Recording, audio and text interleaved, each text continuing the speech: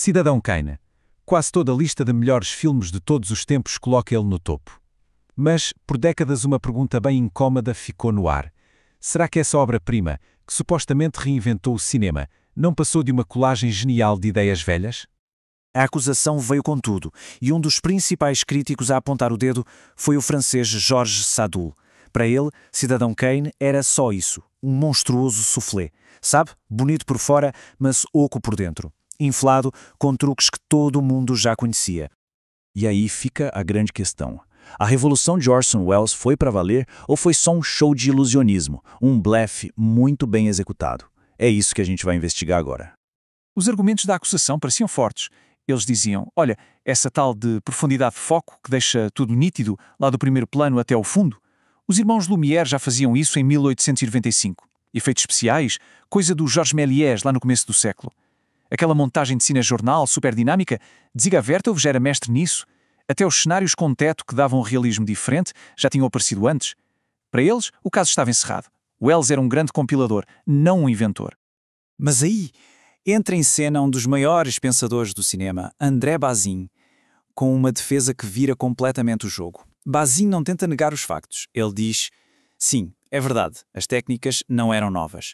E logo em seguida, ele completa, e isso não importa nem um pouco. A analogia que ele usa é simplesmente brilhante. Pensem num escritor genial como o Flaubert. Ele não inventou nenhuma palavra do dicionário francês, certo? Ele usou as palavras que já existiam para criar um estilo, uma maneira de contar histórias, uma visão de mundo que ninguém nunca tinha visto. A originalidade, diz Bazin, não está nas ferramentas, mas no jeito que se usa elas. E aqui está o pulo do gato do argumento dele. O gênio do Welles não foi criar as técnicas, mas sim inventar o significado delas. Ele pegou ferramentas que eram muitas vezes só um efeito visual e deu a elas um poder dramático, uma função na história, uma alma. Para a gente entender o tamanho dessa revolução, a gente precisa dar um passo atrás. Como os filmes eram feitos antes de Cidadão Kane? Qual era o jeito normal de contar uma história?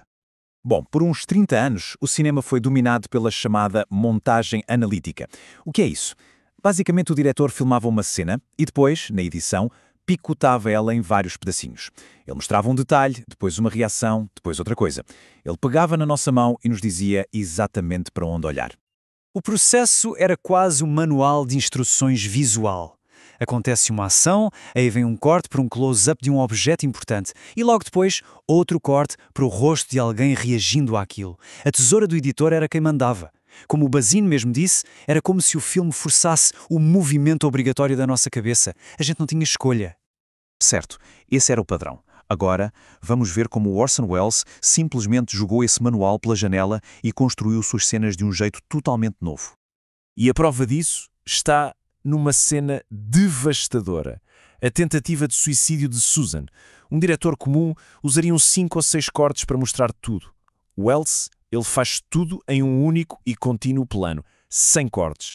E o que acontece nesse plano único é impressionante. Ele cria 3 camadas de ação acontecendo ao mesmo tempo. Bem na nossa frente, gigante, tem um copo com um remédio, a prova do crime, digamos. Lá no meio, na cama, a gente vê a Susan, a vítima. E bem lá no fundo, a gente ouve e vê a silhueta de Kane, o conflito, tentando arrombar a porta, tudo junto competindo pela nossa atenção. É o que Bazin descreve como o dinamismo interno da imagem. Ela é esticada entre esses 2 pontos, o copo aqui na frente e a porta lá atrás. Nosso olho fica pulando de um lado para o outro, tentando entender tudo ao mesmo tempo. Isso cria uma tensão psicológica que seria impossível de conseguir com cortes. Ok, mas qual é o efeito prático disso? O que essa escolha técnica muda na experiência de quem assiste? Muda tudo. Com a montagem antiga, o diretor guia o nosso olhar. Ele cria o significado para a gente, nos cortes. Nós somos observadores passivos. Já com a técnica do Welles, o nosso olhar fica livre. O significado não está entre os planos. Está dentro de um único plano complexo. Isso nos transforma. A gente deixa de ser passivo e se torna um participante ativo, um detetive que precisa conectar as pistas. Bazin usa uma metáfora perfeita, a de um quebra-cabeças ou um puzzle. Isso vale para tudo no filme, não só para as imagens, mas para a narrativa inteira, que é toda fragmentada. Welles não entrega a história mastigada, ele nos dá as peças, complexas, densas, e nos desafia. Monte você a imagem final. E com isso, a gente pode voltar à nossa pergunta inicial. Depois de ouvir a defesa de Bazin, qual é o verdito no julgamento de Orson Welles? Inventor ou imitador? A conclusão de Bazin é simples e demolidora. A verdadeira invenção não é sobre criar algo do absoluto zero. A invenção pertence à pessoa que pega uma ferramenta e consegue dominá-la de tal forma que revela um potencial que ninguém nunca tinha visto antes. E a própria história do cinema concorda com ele. W. Griffith não inventou o close-up, mas foi ele quem o dominou e o transformou na base da linguagem do cinema moderno. Welles fez exatamente a mesma coisa. Ele pegou o foco profundo e o transformou numa ferramenta para criar um cinema mais ambíguo, mais realista e psicologicamente muito mais rico. No fim das contas, a grande vitória do Welles foi restaurar o potencial do cinema. Foi nos lembrar de verdades que a indústria tinha esquecido. Ao pegar técnicas velhas e dar a elas um novo e poderoso significado, ele não só fez um filme genial, ele alargou as fronteiras do que o cinema como arte poderia ser. E a lição de Cidadão Kane serve para muito além do cinema. Ela nos faz perguntar quantas técnicas antigas ou ideias ultrapassadas existem por aí em qualquer área que estão só esperando alguém com uma nova visão para dominá-las e, quem sabe, reinventar o futuro.